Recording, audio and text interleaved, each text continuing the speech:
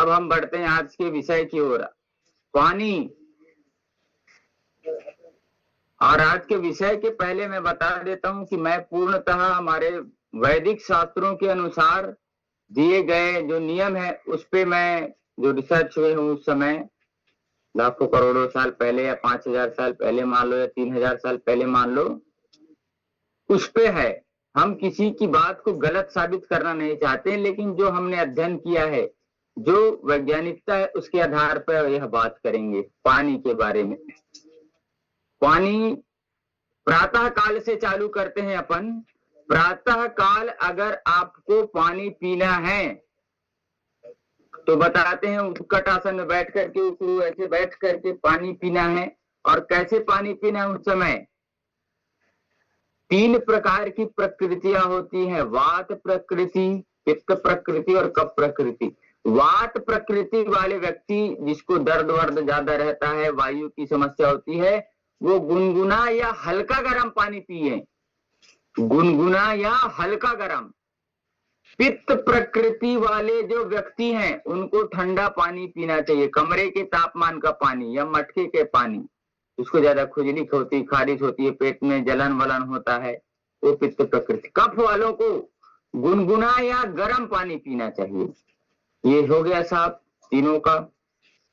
अब आते हैं सूर्योदय के पूर्व अगर आप पानी पी रहे हैं उठ करके फ्रेश होने के लिए, सब बोलते हैं प्रातः काल उठ करके पानी पीना चाहिए, तो लोग 1-1 लोटा, 2-2 लोटा, 3-3 लोटा ढकेल जाते हैं, वह गलत है।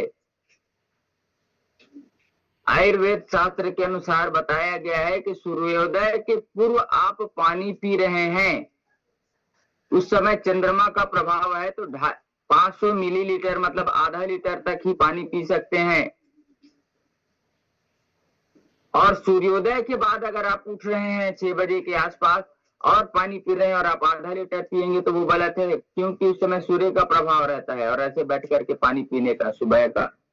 तो सूर्योदय के पहले अगर आप पानी पी रहे हैं तो पूरी वैज्ञानिकता है, चंद्रमा का प्रभाव है, ठंडा है, ठंडा को बैलेंस करेगा, ज्यादा को ठंडा में ठंडा बैलेंस होता है, प्लस प्लस प्लस होता है, माइनस माइनस प्लस होता है, ऐसे वाला जो सिद्धांत है उसको समझिए।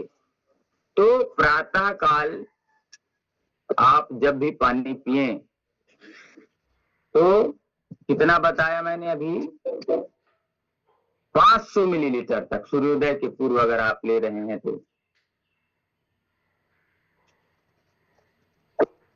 और आप सूर्योदय के बाद उठ रहे हैं पानी पीते हैं तो 200 मिलीलीटर तक, क्योंकि सूर्य का प्रभाव है, सूर्य ऊपर है शरीर पे, उसका गर्मी का प्रभाव है, आप ठंडा डालेंगे तो ठंडा गर्म का मेल नहीं है, इसीलिए यह लिया जाता है। सामान्य व्यक्ति को कहते हैं 2.5 लीटर तक पानी पर्याप्त है, क्योंकि उसके बीच में अपन जूस आदि और फल आदि भी इंटेक करते हैं, उसमें भी पानी होता है, इसीलिए 2.5 लीटर तक का है। गर्मियों में काम करने वाले या बाहर जो काम करते हैं वो 3.5 लीटर तक पानी पी सकते हैं, क्योंकि बाहर में उनका काम है, पसीना निकलने का काम है, तो वो 1 लीटर एक्स्ट्रा पानी पी सकते हैं। और जैसे जो ऑफिशियल वर्क करते हैं, ऑफिस का कार्य करते हैं, हमारे सेठ जी जैसे लोग हैं, आराम से बैठ करके काम कर रहे हैं, तो उनको 2.5 लीटर तक, 3 लीटर तक पानी पर्याप्त है, पर्याप्त है भाई। ज्यादा में फिर वाटर रिटेंशन होता है, इसका भी ध्यान रखना है, पूर्ण ज्ञान होना चाहिए। अब कब पानी पीना, जैसे हम बोलते हैं भोजन के पहले पानी पीना, भोजन के पहले अगर पानी पीना है तो आपको 45 मिनट गिन करके पानी पीना है। जैसे दोपहर के भोजन आप 1 बजे कर रहे हैं तो 12:15 तक आप पानी पी लीजिए, उसके बाद कुछ ना खाना है ना पीना, सिर्फ भोजन करना है। और भोजन के बीच में 1-2 घूंट पी सकते हैं, सूखी सब्जी और रोटी खा रहे हैं तो 1-2 घूंट आप पी सकते हैं, कोई गलत नहीं है, थोड़ा थोड़ा गला साफ करने के लिए पी सकते हैं। और भोजन को अच्छा चबा करके खाइए। और भोजन के बाद जब पानी आपको पीना है तो कितना पानी आप पिएंगे, कितने देर बाद पिएंगे? भोजन के पहले थोड़ा सा पी लीजिए, इतना तो जठराग्नि तृप्त करेगा, इतना इतना 2 बार और पी लीजिए, और लास्ट में इतना और पी लीजिए जो गला में फंसा हुआ है वो इधर चले जाए। और भोजन के 1.5 घंटे बाद ही पानी पीने का आयुर्वेद में विधान है, महर्षि वाघभट्ट जी के द्वारा। तो इसका पालन करेंगे तभी हम स्वस्थ रह सकते हैं, पानी के बगैर, पानी के साथ। नहीं तो पानी बगैर हो जाएगा, उसके मतलब क्षीण हो जाएगा, उसका जो नियम है, कानून है, कायदे हैं।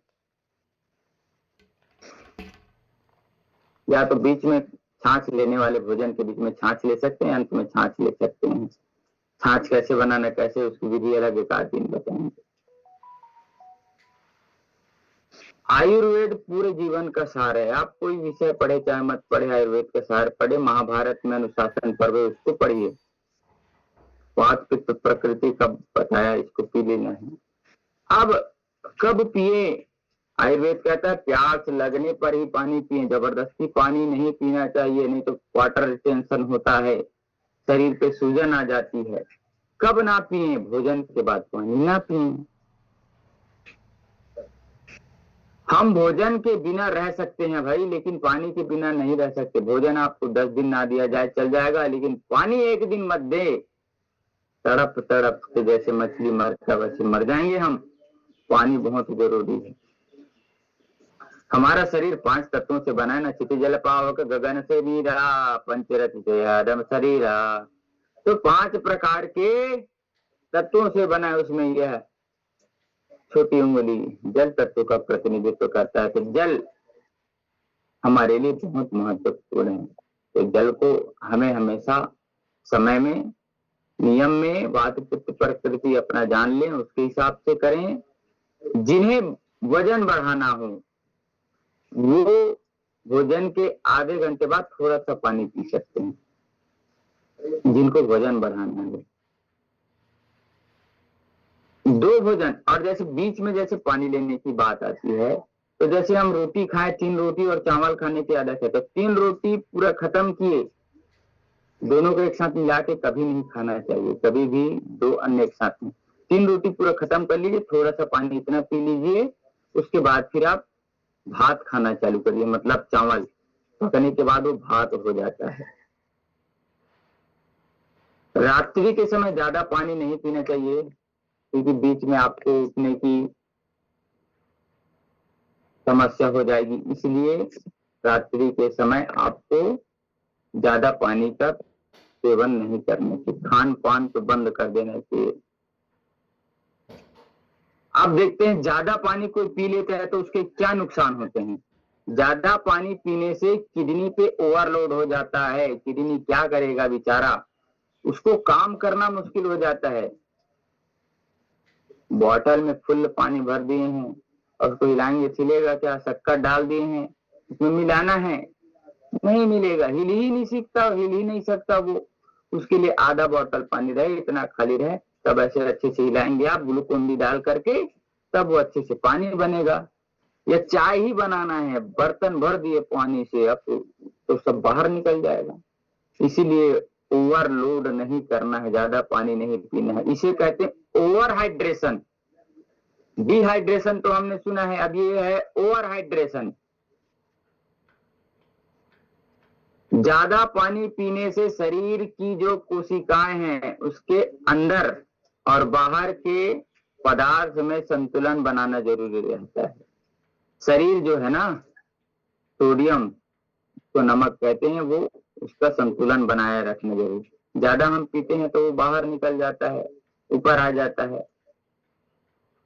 हाइपोनेट्रीमिया, जब कोई व्यक्ति एक समय में ज्यादा पानी पी लेता है तो खून में सोडियम का स्तर बहुत कम हो जाता है। खून में सोडियम का स्तर होना चाहिए, एक साथ ज्यादा पानी पी लेते हैं ना, एक एक 1.5 लोटा, तो उनमें कमी हो जाता है। और बार बार कमी हो जाएगी तो समझिए खून एकदम पतला हो जाएगा, कोशिकाओं में प्रवेश कर।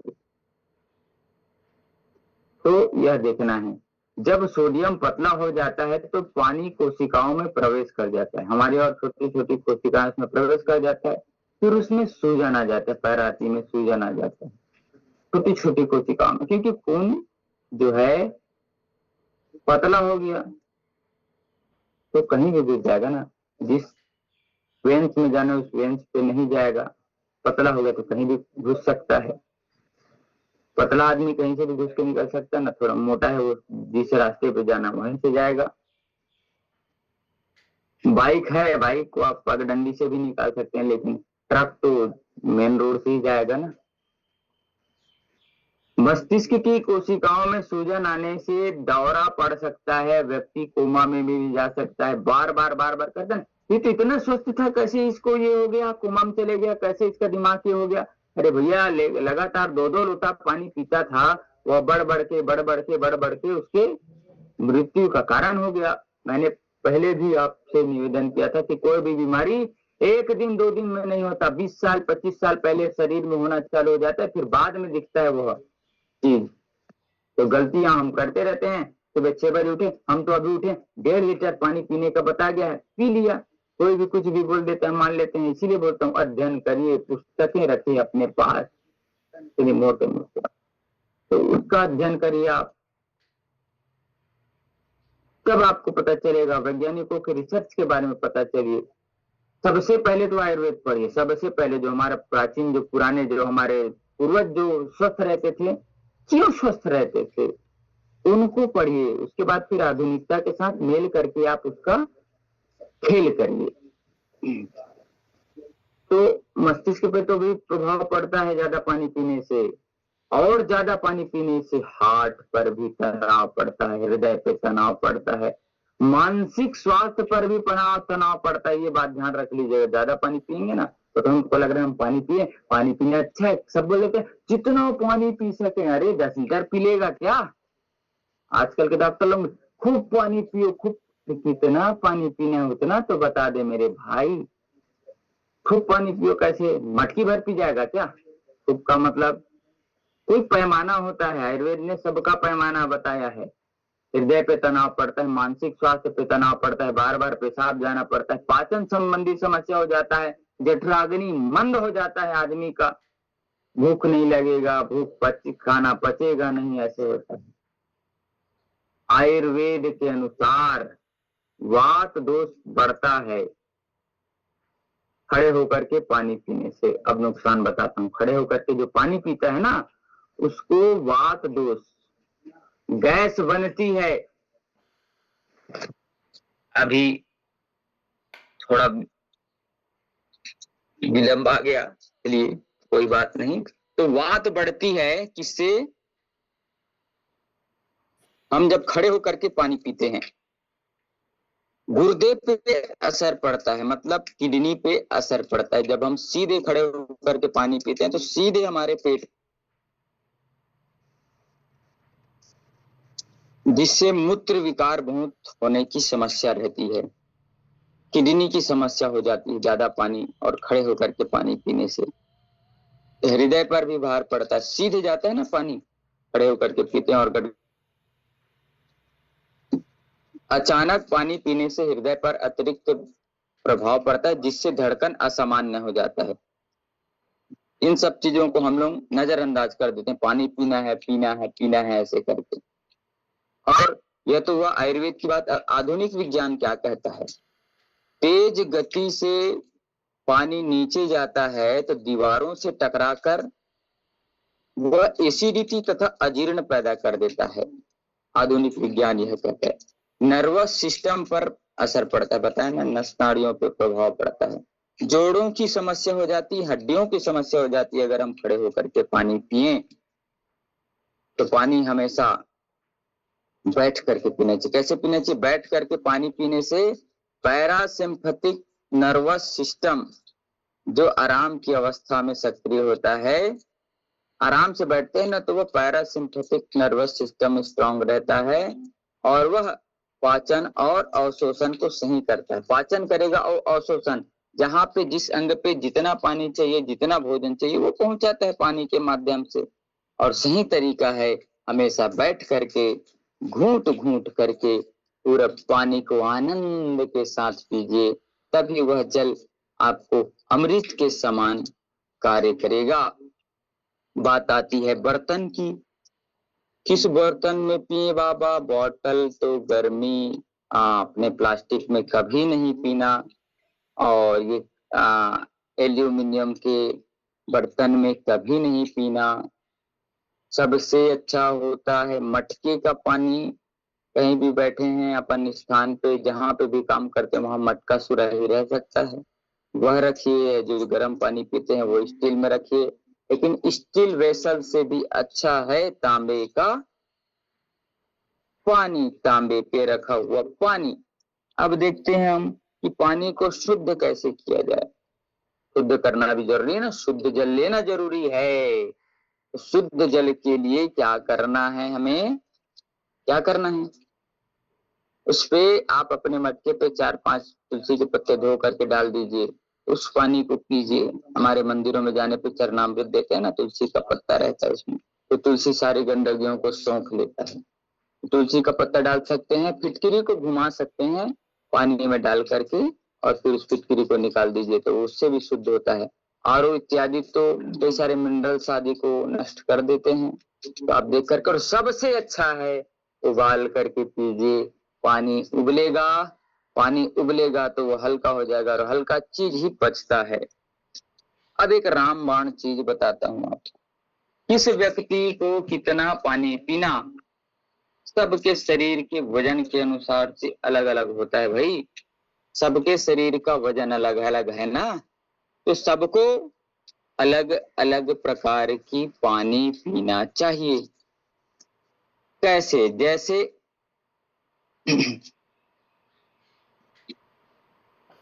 भैया जी का वजन 60 किलो है मान लीजिए, तो 60 को 10 से भाग देना है, आएगा कितना, 6, और 6 में उसमें 2 घटा देना है, तो बचा कितना, 4। तो 4 लीटर तक पानी वह व्यक्ति पी सकता है।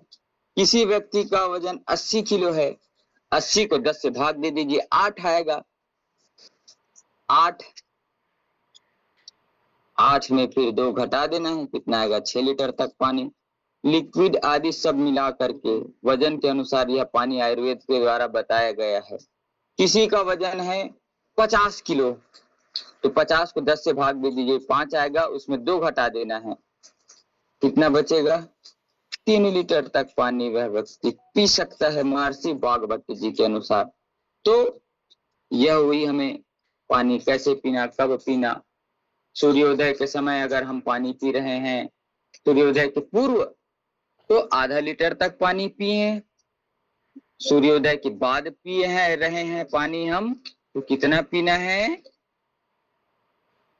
एक पाव तक, मतलब 200 ml तक हम पानी पी सकते हैं।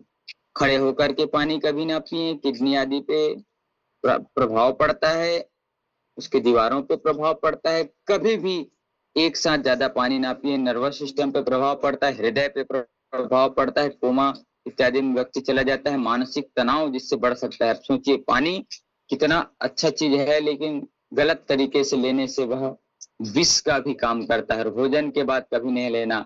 महर्षि वाघभट्ट जी कहते हैं, भोजनांते च विषम वारी, भोजन के अंत में पानी के समान है।